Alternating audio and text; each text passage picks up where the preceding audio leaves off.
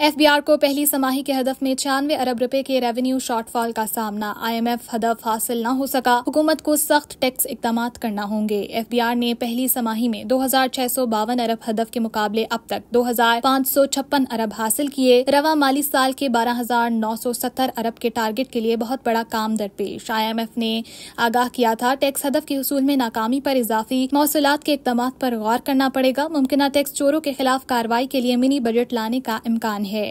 तफसीलात के मुताबिक federal board of revenue FBR पहली समाही जुलाई ता सितंबर की मुद्दत के हदफ को हासिल करने में नाकाम रहा है, जिसका 96 अरब रुपए के मार्जिन के साथ आईएमएफ से इत्तफाक किया गया था। तहम टैक्स मशीनरी ने सितंबर 2024 का अपना माहाना हदफ कामयाबी से हासिल कर लिया।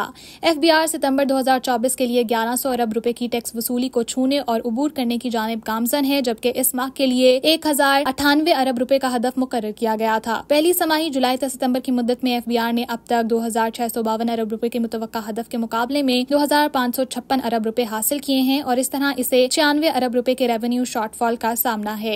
हुकूमत का सख्त निफाज के इक़दाम का मंसूबा है, जिसमें बैंक अकाउंट्स को मुंजमद करना, मुमकिन टैक्स चोरों के लिए जायदाद और गाड़ियों की खरीदारी पर पाबंदी शामिल है, लेकिन इसके लिए कानून साजी में तब्दीलियों की जरूरत है। लिहाजा टैक्स कवानीन में ऐसी मतलूबा तब्दीलियों को अमली जामा पहनाने और नाफिज करने के लिए मिनी बजट का इम्कान होगा। एफबीआर को रवा माली साल के लिए पार्लियामेंट से मंजूर शुदा 12,970 अरब रुपए के टैक्स वसूली के इंतहाई जरी हदफ को हासिल करने के लिए एक बहुत बड़ा काम दरपेश है। आईएमएफ के साथ 12,913 अरब रुपए पर इत्तफाक किया गया था। एफबीआर को रवा माली साल के बकिया 3 समाही अक्टूबर ता जून के दौरान 40% के करीब मौसूलात में इजाफा हासिल करने के लिए चैलेंजिंग सूरत हाल का सामना है।